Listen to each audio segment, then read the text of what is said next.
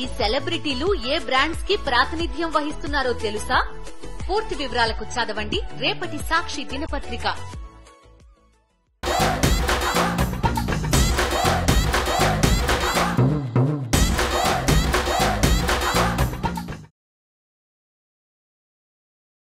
నమస్తే అందరికీ, గరం గరం వార్తలకు స్వాగతం. చలో చాలా వార్తలు పట్టుకొచ్చిన ఎప్పటి లెక్కనే ముందుగాలైతే హెడ్లైన్స్ చూద్దాం పారి. రెడ్ బుక్ పట్టుకొని బిల్డప్లు ఇస్తున్న రాజేష్. నన్ను ఇబ్బంది పెట్టిన పేర్లన్నీ రెడ్ బుక్ లో రాసుకున్నా. ఓట్లకు ముందు 15,000 ఇస్తామన్న టీడీపీ లీడర్స్ ఆ డబ్బులేవి అని జనాలు చేస్తున్నారు ట్రోలింగ్స్. లిక్కర్ బాటిల్ వాళ్ళగొట్టిండ్రు పోలీసులు, ఊరికొచ్చి ఎత్తుకపోయిండ్రు మందుబాబులు. ఆగో ఏమో రాస్తున్నాడు కదా మోతవరి. ఏం సంగతి రాజేషు? ఏ ఏరియా వినాయకుల కాడ ఎప్పుడెప్పుడు అన్నదానం చేస్తున్నారు పోదామని లిస్టు రాసుకుంటున్నావా ఎట్లా? మరి అంత సీరియస్ గా రాస్తుంటే అదే అనుకున్నా. అను నీ సీరియల్ నెంబర్ వచ్చినాడు చెప్తాను ఈ సంగతి. ఏం సీరియల్ నెంబరు? నేను రెడ్ బుక్ మెయింటైన్ చేస్తున్నా, అందరి పేర్లు రాసుకున్నా. సీరియల్ నెంబర్ ని బట్టి ఒక్కొక్కరి సంగతి చెప్తా. నీ పేరు కూడా ఉన్నదాంట్లో. రెడ్ బుక్ ఏంది, పేర్లేంది? ఎస్, నీ పేరు, రాజ్ కుమార్ పేరు, శంకర్ పేరు, పైడన్న పేరు, ఎడిటర్ రఘు పేరు, జగదీష్ పేరు, కెమెరామెన్ ఫనీతో సహా అందరి పేర్లు రాసుకున్నా. అందరికి సుక్కలు చుక్కలు చూపిస్తా. నువ్వెందుకు చూపెట్టుడు? రాత్రి అయితే అవే కనపడతాయి కదా.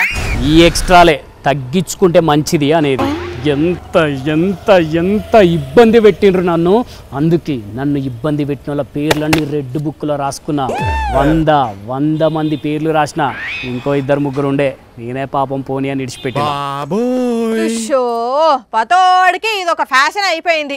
రెడ్ బుక్, తోకల బుక్ అనుకుంటా పేర్లు రాసుకున్నా, అంతు చూస్తా వదిలేదే లేదు అనుకుంటా ఎర్ర బుక్ పేరు చెప్పి ఎర్రి వేషాలు వేస్తున్నారు అన్ని. నన్నేమన్నాను, నా బుక్కునేమన్నా అంటే బుగ్గి అయిపోతావు. బుగ్గి కాదు, నువ్వు బుగ్గగానివి కాకుండా చూసుకో ముందు. అయినా నిన్నెవరు ఇబ్బంది పెట్టిండ్రని నువ్వు మామూలు ఇబ్బంది పెట్టకుండా చాలు రోజుకో కేశం కట్టి. ఏం ఇబ్బంది పెట్టిండ్రా? రాజ్ కుమార్ ఏమో ఇంద్రబాబు ముఖాన్ని ఏషం కట్టించి ముఖానికంతా మసి బూపిస్తాడు. పైడన్నేమో అపరిచితుడు అని చెప్పి ఆడోళ్ళ విగ్గు పెట్టిస్తాడు. శంకర్ ఏమో ఏమున్నదక్కో అని పాటలు రాసి పరాస్కాలు ఆడతాడు. నువ్వేమో ఊకూకే తిడుతుంటావు. ఈ కెమెరామెన్ ఫన్ ఏమో లో యాంగిల్ పెట్టి సంపుతాడు. అందుకే వదిలిపెట్టా, బుక్కులా రాసుకున్నా. మీరు బుక్ అయింది. పబ్లిక్ ను ఎంటర్టైన్ చేసుడు నీ డ్యూటీ. అది చెయ్యి ముందు. పని చెయ్యరా పులకేషు అంటే రెడ్ బుక్ అనుకుంటా రెడ్ పుల్కా ముచ్చట్లు చెప్తున్నావాన్ని. ఒక్కొక్కరికి లెక్క చెప్తా అని చెప్పినా, చెప్పి తీరుతా. ఏందేంది? మళ్ళా చెప్పు ఏమన్నావు? ఒక్కొక్కరికి లెక్క చెప్తా అని చెప్పినా, చెప్పి తీరుతా. అర్థమైంది. భూమా అఖిల ప్రియ మాటలిని నువ్వు కూడా రెడ్ బుక్ పట్టుకున్నావా? అఖిల ప్రియనా? ఆమె ఎవరు? ఉన్నదిలే ఒక మేడం. ఆమె కూడా లోకేశ్వరి లాగానే నేను కూడా రెడ్ బుక్ ల పేర్లు రాసుకున్నా అనుకుంటా ఏదేదో మాట్లాడింది. ఏం మాట్లాడింది? ప్లే చేస్తా చూడు. ఒక్కొక్కరికి లెక్క చెప్తా అని చెప్పి తీరుతా. నేను ఎవరి మీద నేను ఇది చేయను, నేను అన్ని మంచి పద్ధతిలో పోతాను, నేను చాలా మంచిదాన్ని దయచేసి అనుకోకండి. డెఫినెట్ గా నాకు రెడ్ బుక్ ఉంది. రెడ్ బుక్ అంటున్నారు. పెట్టుకున్నా రెడ్ బుక్. నేను కూడా 100 మంది లిస్ట్ రాసి పెట్టుకున్నా. ఇంకా 2-3 పాపం అని తీసేస్తున్నాను కానీ 100 మంది నా వల్ల ఇబ్బంది పడబోతున్నారు. ఓపెన్ గా చెప్తున్నాను. అర్జెంటుగా బుక్ కలర్ మార్చేయాలి, లేకుంటే నన్ను కూడా కామెడీగా తీసుకుంటారు చూసేటప్పుడు. అన్నట్టు చెప్పుడు మర్చిపోయినా నా కాడ కూడా ఒక బుక్ ఉన్నది. నీ దగ్గర బుక్కా? ఏం బుక్? నీ డ్యూటీ బుక్. సగం డేస్ సంతకాలే పెట్టలే నువ్వు. అసలు పెద్ద సార్కు చెప్పి నువ్వు అసలు డ్యూటీకే రాలేదని చెప్పి జీతం ఏపీ ఈసారి. ఓ అంత పని చేయకు తల్లి. బుక్ లేదు డొక్కు లేదు. ముందు ఆ జీతాల బుక్కుల సంతకాలు పెట్టాలి. వచ్చి వస్తున్నాను. అట్లా రా దారికి. కానీ సూచిండ్రా అనుల్లా ఇన్నొద్దులు లోకేష్ ఒక్కడే రెడ్ బుక్ అనేది. ఇప్పుడు అఖిలవ్వ కూడా అదే అనబట్టే చూస్తుంటే రేపట్ల పచ్చపట్టోళ్ళందరూ ఎర్ర బుక్కులు పట్టుకొని తిరిగేటట్టున్నారు. ఇక ఈమె మాటలు పట్టుకొని వాళ్ళ అనుచరులు పబ్లిక్ ను బెదిరిస్తున్నారు. నీకు 15,000, నీకు 15,000, నీకు 15,000, నీకైతే 18,000, నీకు 15,000, నీకు 15,000, నీకు 15,000, నీకైతే 18,000. ఎందుకో ఏమో గాని ఇప్పుడు చాలా మంది ఇట్లనే పాడుతున్నారు, ఇట్లనే ఆడుతున్నారు. ఇంతకు ఈ 15,000, 18,000 కదేంది? ఎక్కడో చూసినట్టుందండి. ఇదిగో 15,000, 15,000, 15,000, 15,000, నీకు 15,000, నీకు 15,000, మీకు 18,000, 18,000. అచ్చా, ఇదా 15,000 18,000 కథ. మరి ఇక్కడ కూడా అదేనా? నీకు 15,000, నీకు 15,000, 18,000. ఎక్కడో చూసినట్టుందండి. మీరు ఓపుకుంటే 3-4 పిల్లలైనా పర్వాలేదు. ఎంత మంది పిల్లలుంటే అంత మందికి 15,000 రూపాయలు ఇచ్చే బాధ్యత నేను తీసుకుంటా. అర్థమైంది, బాగా అర్థమైంది. మాకే కాదు మీకు కూడా అర్థమైంది కదా. ఎన్నికలకు ముందు నిమ్మల సారు ఓట్ల కోసం గల్లీ గల్లీలో తిరుకుంటా కనబడ్డ పిల్లల కల్లా నీకు 15,000, నీకు 15,000, నీకు 15,000 అనుకుంటా పెద్దోళ్ళు కనబడితే నీకు 18,000 అనే.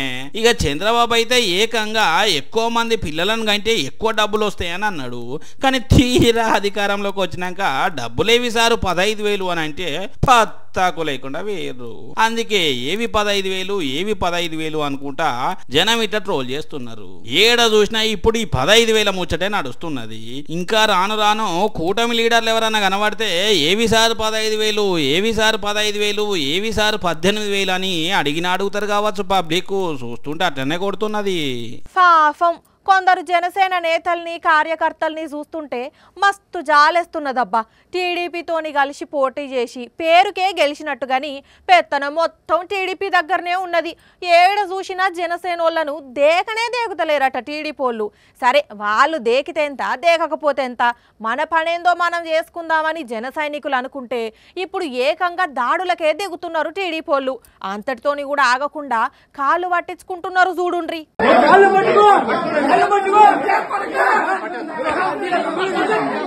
చూసిన రానుల్లా జనసేనలతోనే టీడీపీలు ఎట్లా కాళ్ళు మొక్కించుకుంటున్నారో ఇట్లా కాళ్ళ మీద పడ్డ కనికరించకుండా కాళ్ళతోని వీపుల తన్నుతనే ఉన్నారు.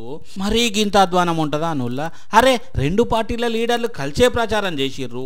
ఇంకా చెప్పాలంటే జనసేనతోని పొత్తు లేకుంటే టీడీపీ పని ఏమయ్యేదో కూడా అందరికి తెలుసు. అయినా కూడా జనసేన పార్టీలను ఇంత హీనంగా చూస్తారా? కాళ్ళు మొక్కించుకుంటారా?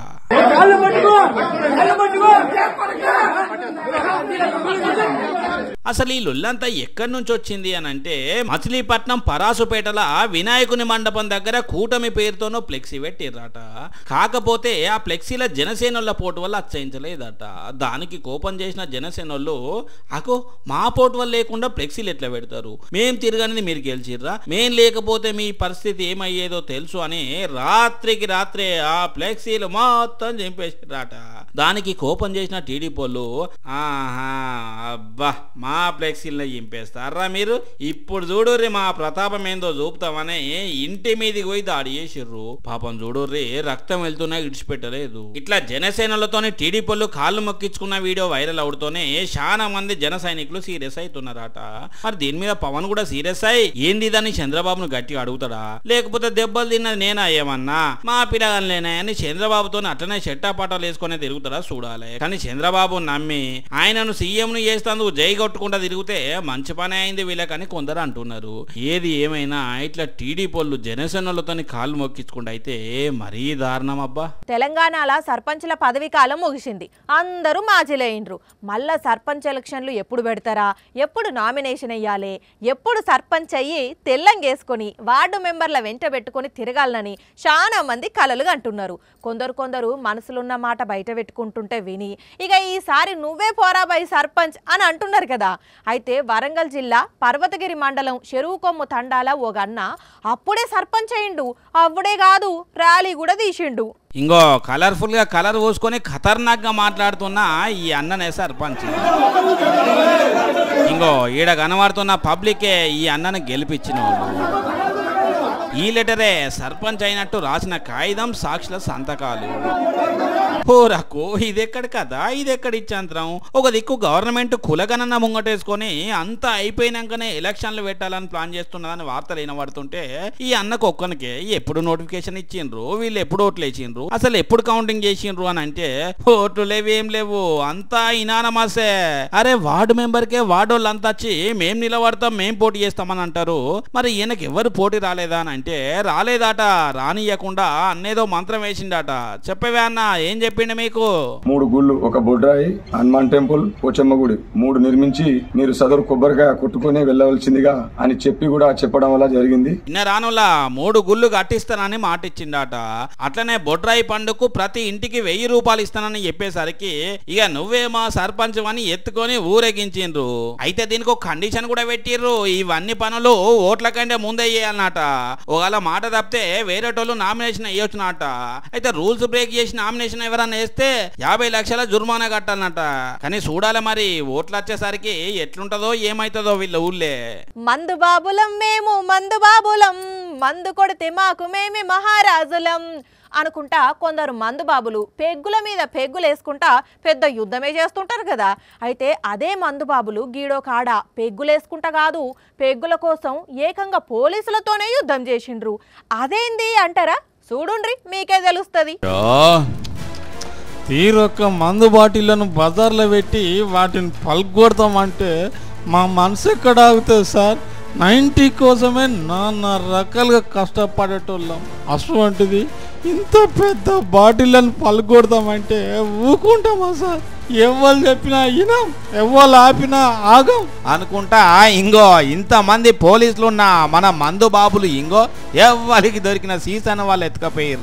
చూసారా, అందరు వచ్చి ఎగవాడుతోనే దూరం ఉన్న పోలీసులు కూడా ఎట్లా ఉరుకొచ్చి ఆపుతున్నారో. ఇంగో పాపం ఈ అన్న ఒక్క బాటిల్ కొంటపోతుంటే పోలీసు పట్టుకొని అస్సలు ఇడిచి పెడతలేడు. ఎంత బాధపడ్డాడో ఏమో. ఇంగో ఈ అన్న కూడా కొంటపోయిన బాటిల్ వెనకకు తెచ్చి పెట్టిపోయిండు. అంటే పాపం వెనకాల ఎంత బెదిరించుంటారో. గుంటూరు జిల్లాలో 50 లక్షల విలువ చేసే అక్రమ మద్యాన్ని పోలీసులు పట్టుకొని ఇంగో ఇట్లా రోడ్డు మీద పెట్టి జేసీబీతోని సీసల్ని వల్గొడుతుంటే దాన్ని చూసిన మందనల గుండె వలిగినంత పని అయింది. అందుకే ఇట్లా తెగించి బాటిల్ ఎత్తుకపోదామని చూసిర్రు. అయినా మందు విలువ రోజు తాగటోళ్ళకే తెలుస్తుంది అంటారు కదా, అందుకే వీళ్ళంతా ఆరాటపడి ఉంటారు కావచ్చు. అయినా పాపం పోలీసులు కూడా వీళ్ళ బాధ చూసి కొంచెమన్నా కనికరించలేదుల్లా. ఈ మందనల బాధ చూస్తుంటే మనకు కూడా బాధ అనిపిస్తున్నది కదా. అయినా ఏం చేస్తుంది, ఇట్లా ఓనియాన్ని విడిచిపెడితే అక్రమ మద్యాన్ని ప్రోత్సహించినట్టు కాదా. అందుకే పోలీసులు ఇట్లా వంట ఓనియలేదు. ఏపీలో ఏం నడుస్తున్నదయ్యా అంటే పచ్చపార్టీ కార్యకర్తల బరితెగింపు నడుస్తున్నది. చంద్రబాబు అధికారంలోకి వచ్చినప్పటి సంధి వైసీపీ కార్యకర్తలు కంటికి కనపడితే చాలు గుత్పలు తీసుకొని వెంటబడుతున్నారు, కొడుతున్నారు, రెచ్చిపోతున్నారు, కత్తులు తీసుకొని పొడిచి చంపుతున్నారు. లోకమంతా చూస్తున్నది కదా. అయితే ఇప్పుడు అంతకు మించి అరాచకం చేస్తుండ్రు. కొడుకు వెనుక అద్దం బల్గొట్టిండు, డ్రైవర్ దిక్కున్న అద్దం కూడా వల్గొట్టిండు, ఇంకొకటి వచ్చిండు ఉన్న అద్దం బల్గొట్టిండు.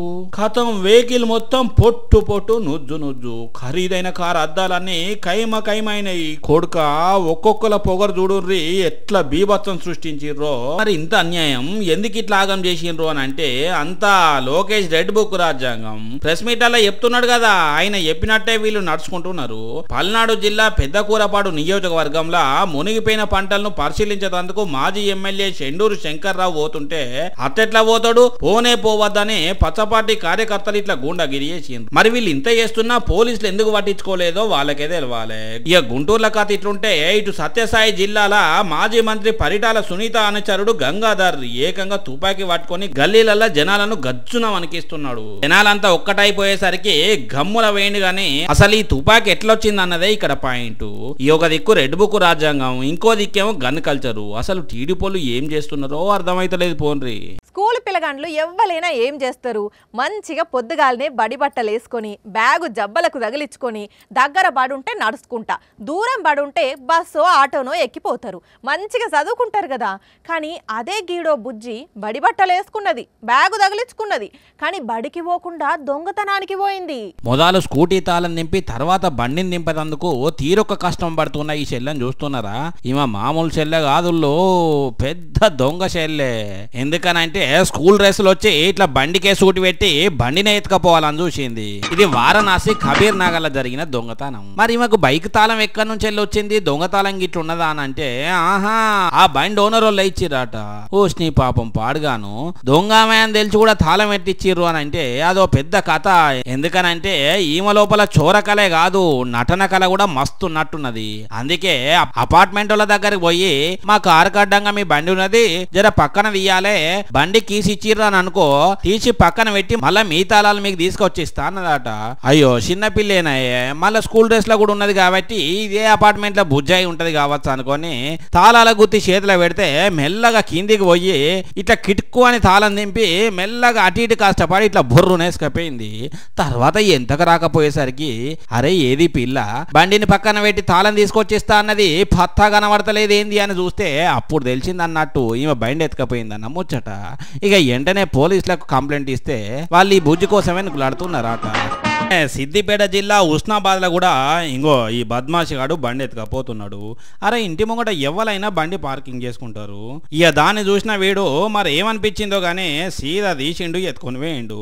వీళ్ళు కూడా పోలీసులకు ఫిర్యాదు చేస్తే కేసు రాసిండ్రట. ఏందో ఏమో ఈ నడుమ దొంగలు బండ్ల మీద పడుతున్నారు. కొన్ని ఊర్లల్లో బడికి పోయే పిల్లల్ని ఆటోలలో పంపిస్తుంటారు కదా, అంటే అబ్బో 20 మంది పిల్లల్ని ఒకటే ఆటోలో ఎక్కిస్తారు. ఆ బ్యాగులన్నీ అటిన్ని ఇటిన్ని తగలేస్తుంటారు. చూస్తుంటే మనకే మస్తు భయం అవుతుంది. కానీ వాళ్ళు మాత్రం రోజు అట్లానే పంపిస్తుంటారు. మామూలుగా మనం చూసే ఉంటాం కూడా. కానీ అదే గీడో కాడ అసవంటి పిల్లని ఆటోలో కాదు బండి మీదనే బడికి పంపుతున్నారు. కానీ ఒక్క బండి మీద ఎంత మంది అనేది చూస్తే దీనికంటే ఆటోనే నయంరా బాబు అంటారు. ముంగటొక్కలు నడిమిట్ల ముగ్గురు, వెనక 2, మొత్తం 6 పిల్లగాండ్లు. బండి నడపటైనతోని 7, మళ్ళా బ్యాగులన్నీ ఎక్స్ట్రా.